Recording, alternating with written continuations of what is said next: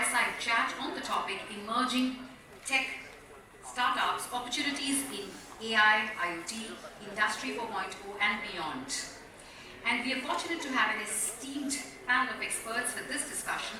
To moderate this session, I would like to invite Mr. Shreenivas, Function Head, Innovation at Tech Mahindra.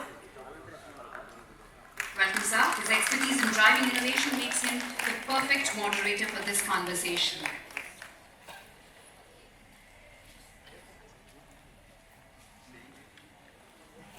We already have Mr. Madan with us. I would also like to invite Mr. Bala Prasad, CIO, TCS.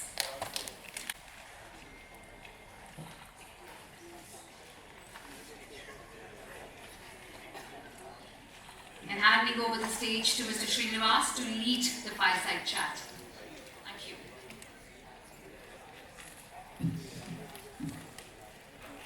Hello, can you hear me? Yeah, good evening. And the objective of having a fireside chat with two leading people who actually shape the Indian startup ecosystem is to get answers on key questions like, what do I do if I have a good idea? How do I transform a good idea into a product? And how do I market that product to the whole world? Some of the questions that any engineering student, any college student would have when he thinks of building his own enterprise. So I think we are really lucky to have two leading stalwarts. We call you Bala Prasad and peers to help us answer some of those questions. So I think I'll start with PS. See, India has been a home to the third largest startup ecosystem in the world. We have more than 100 unicorns. We have cheetahs and gazelles. So, who from the backside can answer what is a unicorn?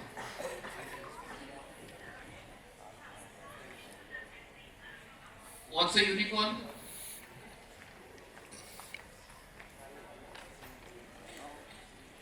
Anybody here? Okay, can you tell it a bit louder, please?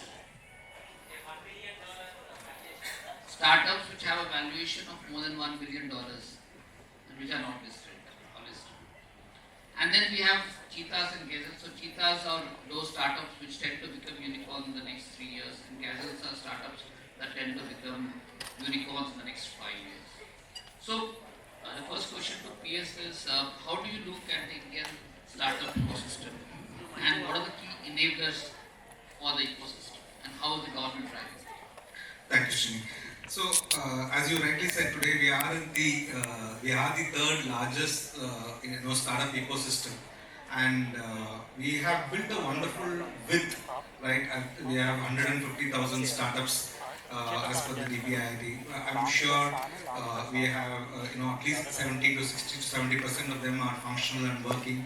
But the truth is, we need to now build depth, right? We need to look at we have had a first phase of startups really doing very interesting activity that really kind of what worked in the West, they replicated well in the Indian market. But now it's time to look at what will work for the Indian market. I always keep saying we've been solving for India, but it's time to solve for Bharat, right? So we have to have a very strong kind of a model to look at Indian problem statements. As morning in the inaugural session said, not AI is not solution for everything. We still have opportunities to solve water, hygiene, sanitation, and healthcare issues. So a lot of this can be a huge opportunity for startups. So we have built a wonderful width, but we need to now look at depth of, and also more importantly, what will work for India and what will solve problems of India is something that we are very keen on. I think that's where the next big opportunity for Indian startup ecosystem lies.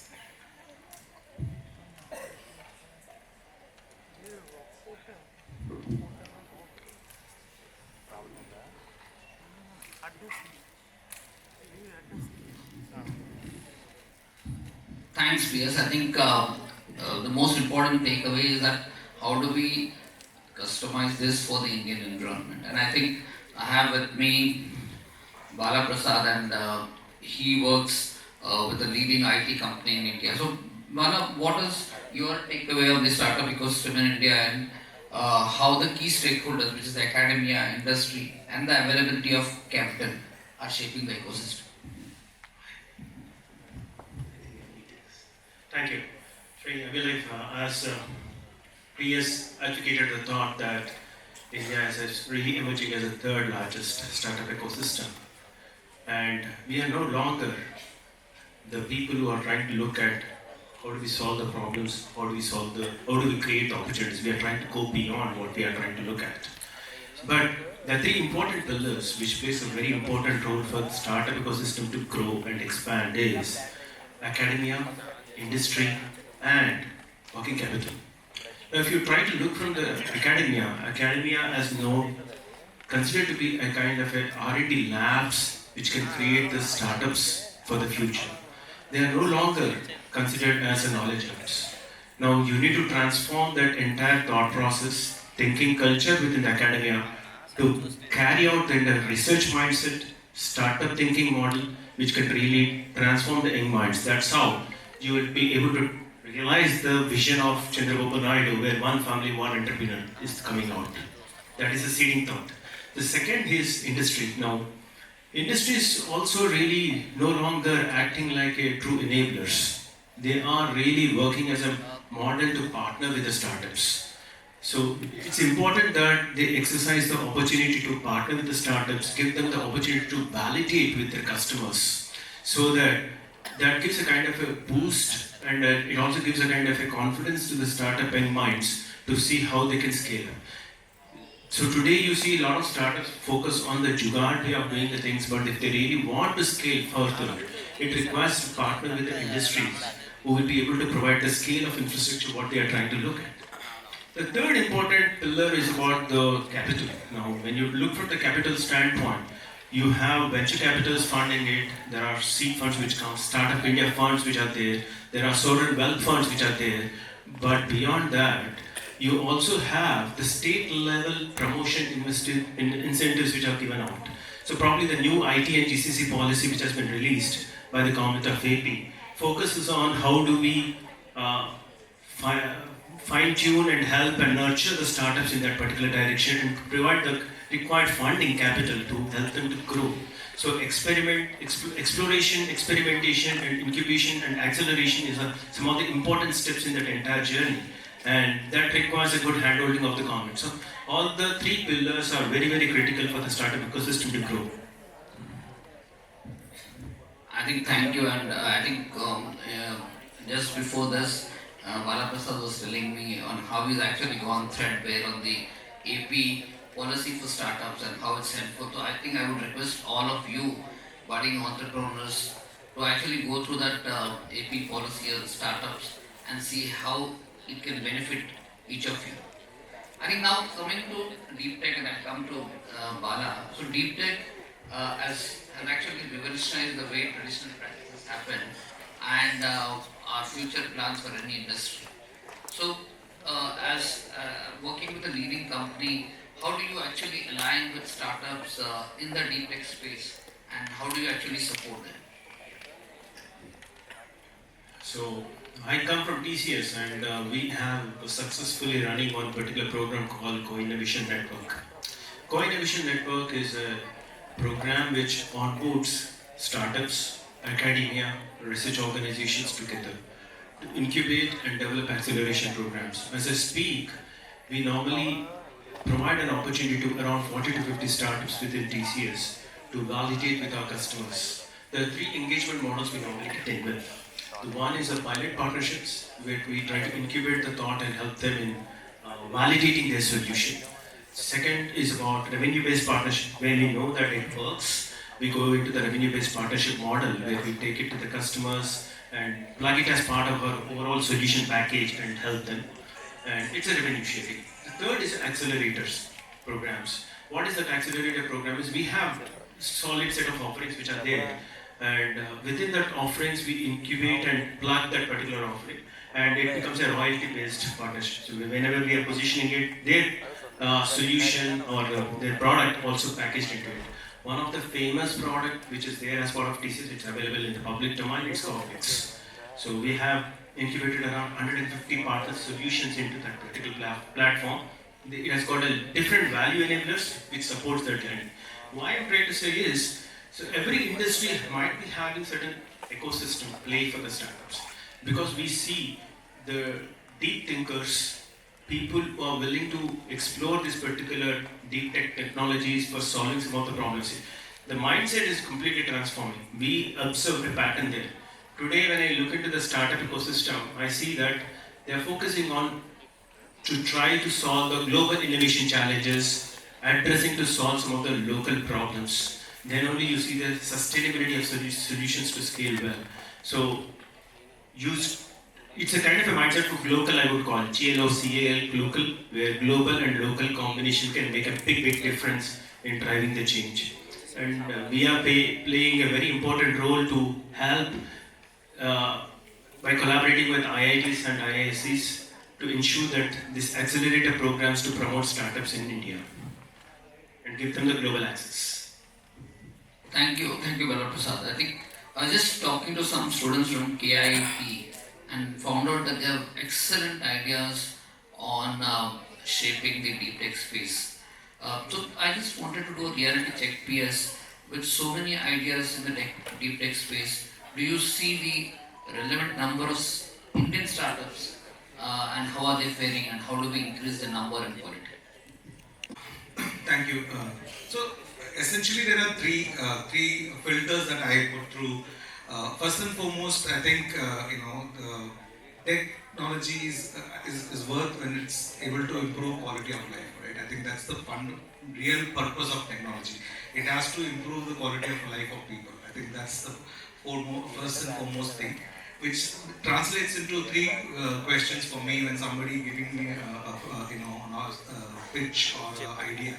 First, are you solving a real problem? Because today, if you really look at startups, a lot of people think that what they want is what the customers want.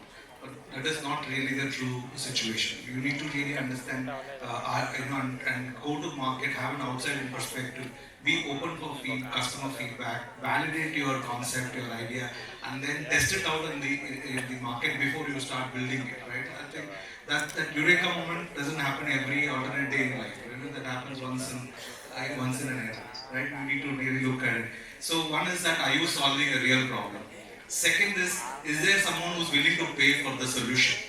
I think as I mentioned in my earlier note, gone are the days you can burn VC money or any investor money and build a business. And now you really need to be sensible about making profit, if not in the first year, at least from the second, third year onwards. You've got to be a startup with unit economics understanding. You have to be very clear about who is going to pay for the solution. Third, to my mind, is your solution scalable? I think these are the three fundamental questions that a startup founder should ask themselves and kind of drive that whole, the shape of their solution towards. And even the mentors, even the professors in colleges, who are, to my mind, the first quote of call for any student with an idea, they need to kind of build this narrative into the conversation and then push them towards solutions and products that goes through these three filters. Then we will have more meaningful solutions which will be worth the while to build. I think very valid point. In all the aspiring entrepreneurs, have we identified a gap? Is there somebody paying money for it?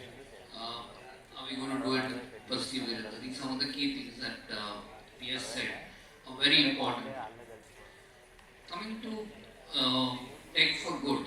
So, see, in our lab, we dabbled with creating goggles for the blind, where a person can walk using a goggle which has got gyro sensors which will guide him or her to walk without using a stick.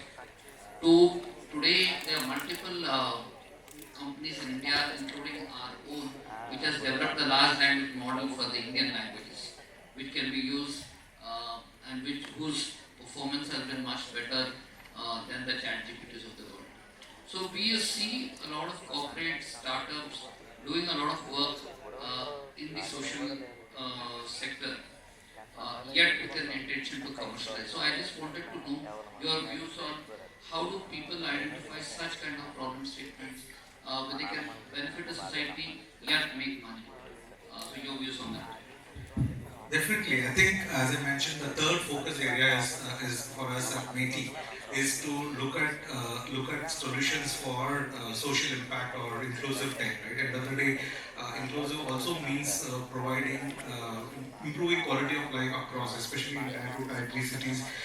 We still have a large amount of gap to cover in terms of education, healthcare. I don't know, in recent conversations with some of the bureaucrats I came up, there is a huge challenge of rampant prescription of antibiotics for young kids in rural and semi-urban areas, because they are either RMPs or quacks or even sometimes doctors. They just left, right, and center. They prescribe antibiotics, and it changes the whole immunity system for kids in the rural area. So we need today. You just most of them would have a smartphone. You just need an app to kind of take a picture of what medication they are taking and how that data can be pulled into a central group. So there is a lot of need for taking technology for social good in terms of healthcare, in terms of education, in terms of quality of life, in terms of hygiene, and so we are very keen to support those kind of startups. We actually say we have a dedicated fund for startups in that area where we can actually co-invest up to 1 crore. Who are building these kind of social impact startups. So it's just that somewhere I feel, I urge the entrepreneurs, today, I always keep saying for my FMCG friends, in India you don't have to be 10%, 15% market share to be a 100 crore, 200 crore company. You can be a 3%, 4% market share company and still be 250, 300 crore company. So there is humongous opportunity. So just don't keep running behind, making lazy people even more lazy. Right? Because today delivery came at half an hour, then delivery comes at 15 minutes, and then delivery is at 5 minutes, and then before you order, they will be ready to deliver to you. So tech is not meant to be making lazy people even more lazy, right? Tech is to bring a lot more power to broad base the improving the quality of life. So look at we always say we have a 1.4 billion mouths to feed. We have 1.4 billion people to take care, and we also have 1.4 billion minds to innovate. So if you go and understand the rural innovation and pick up those solutions and scale them up, as entrepreneurs, I'm telling you, you will make more money, and it's all about scale in India. So social good can be one of the largest scalable opportunity in the country.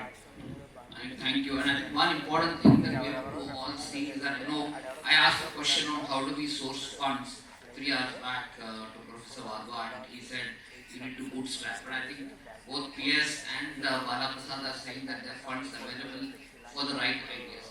But I think, Bala, I would like to ask you one question on all the students who have come from remote corners of Andhra Pradesh, from Kakinada, from Vijayawada, as to how can a good idea from a student in a school or college become an enterprise, and what are the steps and what the catalyst? There are two things which I want to follow, because I want to add some points to what PS has mentioned, tech for good. So when you really look from the tech for good, I would request you to focus on 4 important elements. One is empathize the problem. When you look from the empathy angle, you see there is a great amount of value what you try to contribute. In the morning, one of the speakers was trying to talk about clean water system. If there is a startup which is focusing on developing a clean water, Chetlapalli was one of them. That is the one which is going to create it, because that is empathizing the problem. Second important thing for tech for good is to look from the quality for impact. What is the impact it creates in the social lives? Focus on some of the areas which is not getting the real benefit. Say for instance during COVID time, some of the online education for startups like those education and other things were touching the rural forms, providing the online education in their native languages. That makes a big difference. The third important thing is innovate with purpose. There should be a clear purpose under which you are trying to focus on. If you just have purpose for addressing the farmer problems, KT was one of the app startup ecosystem was bringing in. Look into that. Likewise, healthcare area, you may want to look at the dimension where we are moving from the predictive to prescription-based diagnostics. And last but not the least, it's important that focus on scaling your idea. Now, linking back to your question, if there is an idea which is coming from the student, so I would request you to start socializing your idea with your friends and also with your parents. But everyone will be appreciative of your idea. But you need to also ask one more question: will they buy? Will they pay for your idea? That's an indicator that whether your idea will be sellable or not. Second important thing, utilize the current ecosystem, the startup ecosystem, or the levers which is provided to your state government and central government to develop a prototype. A prototype which you can take it to the market to validate whether your idea is meaningful, purpose-driven, and also has an impact under which it gets addressed. Once you are doing the validation, the third important thing is focus on building the partnerships.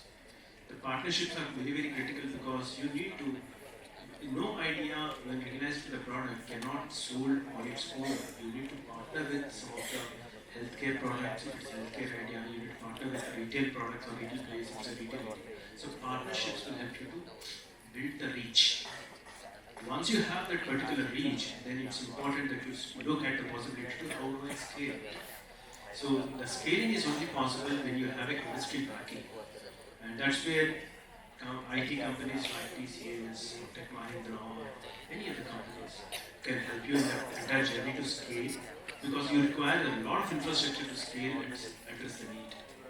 So taking these particular stages, you will be able to really take your idea, explore and validate, incubate, accelerate, and productionize. So productionizing your idea is very, very critical in this entire journey, and you need to be very, very methodical in achieving that. But don't get carried away with the ideas where people in your near and dear will be always appreciative, but they will not be able to pay for it. But the important thing is, if someone is paying for it, where the idea is good. Just to add to that, I think entrepreneurship existed hundreds of years before. Okay, I think now we are in a situation where we have the luxury of the support system that is coming from the government, that is coming from the education institutions. Don't mistake the support system for your hustle. Your hustle, you need to continue to build your business. That is your business. These are all support systems, right? They are not going to build the business for you. Right? If a lot of times I feel that sometimes the founders or the entrepreneurs look at, okay, why I'm not getting the business is still yours. You got to hustle. You got to build your business.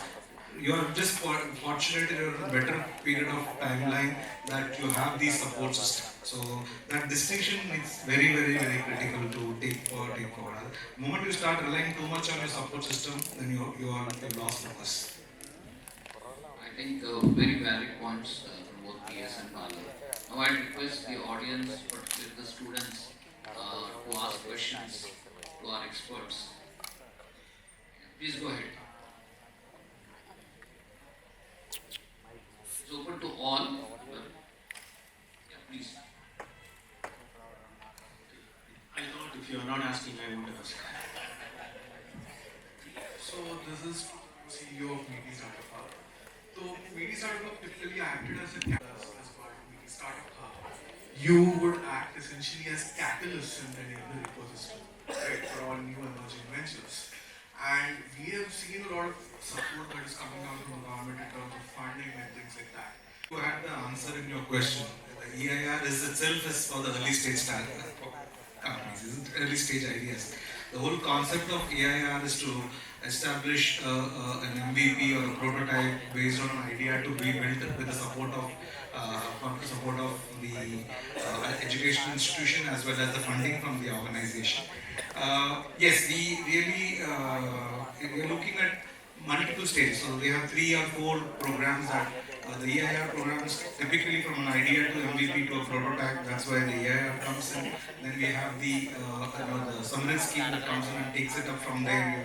When you are market ready, when you go to market, you have a traction in the market. Then we kind of co-invest and help you scale and accelerate. So at each stage, we have certain support system, and it's also coming in from different government organizations. If you look at BIRAC for or BioNICE for the mid-tech space, you look at DST for the emerging tech space. So there's a lot of ecosystem. They say it takes a village to raise a child. So government has taken that very seriously. Every ministry is now putting in money and committing funds for startup ecosystem. So having said that, we have programs for all stages, but we again idea is a little tricky because in India if you ask 10 people we'll get probably 15 ideas, right, or maybe even 20 ideas. So ideas are worth not much. Execution matters, right? One of the things that you guys, even you can take a very basic simple idea. I was in conversation with PC Mustafa. How many of you know Mr. Mustafa, the founder of ID, right? What idea? Idli batter. Okay, 650 crore company. Ideas are, but what is the difference between somebody who had the idea of doing idli batter, but somebody did it and he built a 600 crore company out of an idli batter, right? So execution matters. So we have kind of filtered it out, but the sectors or the clusters are not really in our hands. We support. For example, IDEX is there for defense tech. Right? We want to support R&D in Deeptech, but somebody has to, like National Quantum Mission is a huge outlay, right? 6,000 crores is being set aside for the National Quantum Mission. Last year, 2 weeks back, I was in an event where 6 startups got funded 2 crores each as the initial for quantum. So government is putting in money in strategic areas where we see long-term strategic impact. So there are multiple aspects. So idea stage is not EIR is there, but we are not really keen to put too much impetus there because somebody has to. What is your skin in the game? What is that? The founders will commit and build and deliver. That is something which we are very very keen on. That is how the trajectories, the startup ecosystem is moving. Right? I said, gone are the days where you put a PowerPoint and you can talk to an investor. Those days are gone. Thank you so much. I know it's a suggestion, I take that suggestion, but my couple of points around it. Incubators is yet another startup, right? You have to think from a business perspective because there is no such thing called free lunch anymore. Everybody has to pay for it, right? So that's something which is very important. Let us look at incubators. I mean, I have a very different point. I ran one of the largest incubators in the country for 3 years, which is T-Hub. I was a former CIO of T-Hub. So one of the things that we need to look at is from an incubator's perspective. You take IIT Madras as an example, right? Today the last thing they worry about is money, right? Because they have invested in companies, they have contributed to the companies and built companies like a Unifor or a Aether or multiple companies. They have exited, and that money is sitting as a pool that they can reinvest, fund. That is the model only way, because if you have to give meaningful support, I think we are happy to continue to support the incubators till the 3-4 years, because we are hoping that during that time they will be able to build a model to think. But what has happened is incubators their business model has changed. They are now going from one department to another department for fund. So that is not, you have to build companies. The real outcome of all this activity is building good companies. That focus is what we need. We are not in the number game. We don't, there's no point in having 250,000, 300,000 startups, though India may need that, but it is all about the quality of companies we build out of these incubators. Right? I think my humble submission is the focus should be on R&D, the labs. There are colleges, I know labs are there only as a showcase mechanism during the admission process. They are not open to students. The professors don't, get to do research there.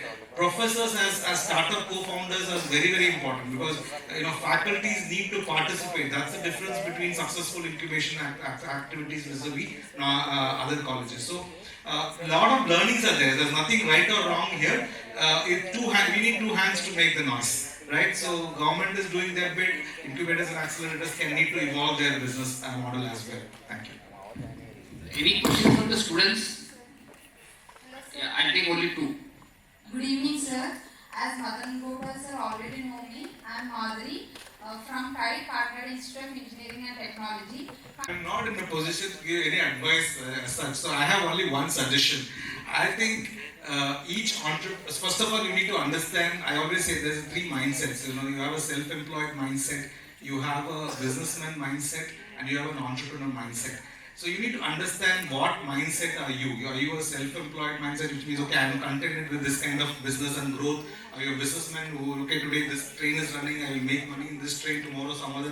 Entrepreneurs are people who are willing to be in that game for 1 year, 1.5 years, to solve a real problem which they believe that they can really crack it. So you need to have the perseverance to solve that problem and make it big. That's the first suggestion I have. So you need to understand you as a founder, what kind of person you are to know what you want to build. I think that's something which is very critical.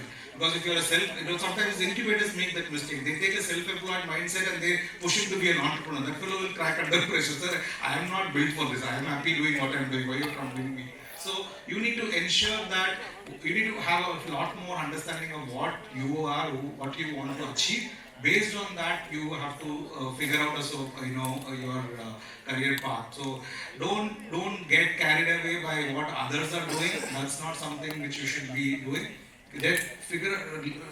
As much as you want to look outward, you also need to look inward for what you are capable of and what you can solve. That's only suggestion. It's not an advice. Only one line from my side is it all depends on what is the support you're looking for. Are you looking for organized support where you need mentorship, money, process, everything in one go? Then you need a startup incubator. Otherwise, you can do a lot of things on your own and you can go to the respective person or depending on what support you're looking for. Yeah, go ahead. Next question. Thank you, sir. I just want to, since you asked for that advice, from the corporate standpoint, I'll try to tell you. Study the great founders. What PS said is right, create the founder mindset. But three principles which you need to follow is, you need to start igniting a lot of curiosity in your approach. The more curious you are, you will be more successful. And you should also cultivate the fail fast approach. The failures are the path to reach the success. And you should not get disheartened when you're failing. But failing fast is important. Third important thing, rapid prototyping, sprint-based approach is very important to navigate into the different possibilities and experimenting to succeed yourself. If you carry that kind of a founder mindset, I believe you will be able to reach heights. Thank you, sir. Yeah, so I'll tell you what you have said is a very important part, and we face that in our technical companies also. People can create a product but don't know to market. So I don't know how many of you have read the book 0 to 1 by Robert Thiel. You need to have a team, and a team will have people, one who understands finance, one who understands the technical part of it, and one who can actually take the product to the world. Now, the person who will actually do the job of taking the product to the world will do the gap analysis, which market you're trying to handle. Who are the key competitors to your product? What is the price I'm willing to get? What is the unique selling proposition? Now this, as a co-founder or an ideator, you will not get, because your focus is on building the product, which should be the focus. So you need to hire or have somebody who is doing that job for you. You trying to do both the jobs will not work. Sir, a small question, sir. Yeah, go ahead. Which I face in my regular days. My competitors were already existed in the market. I will give you a simple answer, but there is no simple answer to it. You do market segmentation, and you have a red bread and blue bread, so you have a market where there are 10 players already there. if you are trying to get into that area, you have to beat them on price. Otherwise, you will not beat them. Or you create a special market for you, which you say that I have this unique selling proposition, so I am creating a market of my own, and here I am the one who is leading it. There you will make money. If you are in a team where people are already making money, then the only option is that you also start doing economies of scale and reach a position where you can beat that number. But it is difficult. So you need to see. I am not a marketing expert to give you a solution, but I am saying these are all the thoughts that should come to you when you are planning. When you launch a product, suppose you have an idea in mind and you want to create a water bottle and you have 10 water bottle companies already there, then do you really want to venture into that area is the first question. Because you know that it's already a red ocean where you cannot survive until you actually come down low on prices or you create a new product. So I think before and like Bala and PS was saying is that everybody has an idea. It is very pertinent for us to qualify that idea by ourselves, saying is this idea something that people are willing to buy and how much is the money they'll pay. That will accept answer saying that if the people are not willing to pay and they think that you are as good as the other product and then the lowest guy should get the market, then you shouldn't even try to be there. So I am trying to give you a marketing story, but let's discuss offline. I am available and we can discuss. I have only 2 points to add to you. Yeah, I was coming there. Only. So basically, there are 2 things which you need to really do if you really want to market. One is design your battle card. So whatever the competitors and yours, you need to design your battle card where you can really assess the strengths, weakness, opportunity, and threats. The threat and opportunity landscape can really create value propositions for your marketing. That's where he was trying to talk about market segmentation. That leads to a very 2 important strategies which is talked in innovation segment, that is the blue ocean strategy and the red ocean strategy. You are competing in the red ocean strategy because all the market players are there and you are also competing in the same space. So it's very, very tough to navigate unless you have a value created out of your product. Unless people understand the value. For that you need to socialize your idea and come very, very close, or you should partner with some other player who can really take your idea into the market. That is a very well. Packaging into other product can play a very important role. If it's a blue ocean strategy, it's an innovation where you're creating your own market. What does Shreenivas was trying to talk about? So you need to really focus on creating your own market and new segment where your value can be created. So we need to study a product to give further advice. Without that, we cannot do much. But reading the blue ocean strategy would be a right way of taking your idea further. Thanks. I think due to paucity of time, will not take further questions, but me, Bala and PS are available for discussion beyond this. I'd like to thank Bala and PS for actually enlightening the audience with their valuable guidance. Thank you. Thank you, Srini. Thank you, Bala. Thank you, PS. And I would like to thank all the audience for staying back for the Fireside chat. Please be seated, gentlemen. And amazing contributions. Your patience and energy, even as we near the end of the day, are truly commendable. Thank you so much. And to express our appreciation, I would like to invite Mr. Amal Raj, founder of the Deeptech, to the stage to please felicitate our speakers.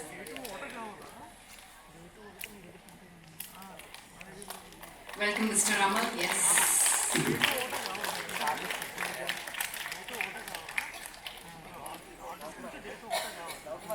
Mr. Gopal, please step forward and please accept our token of appreciation.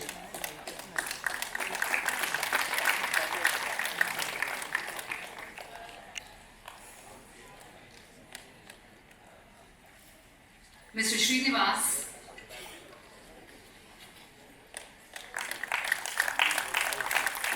thank you so much. And Mr. Bala Prasad.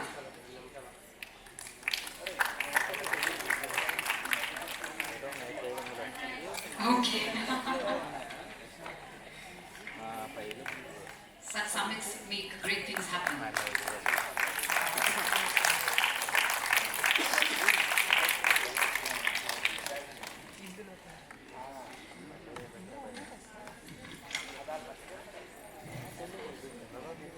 Thank you so much, gentlemen. Thanks a lot.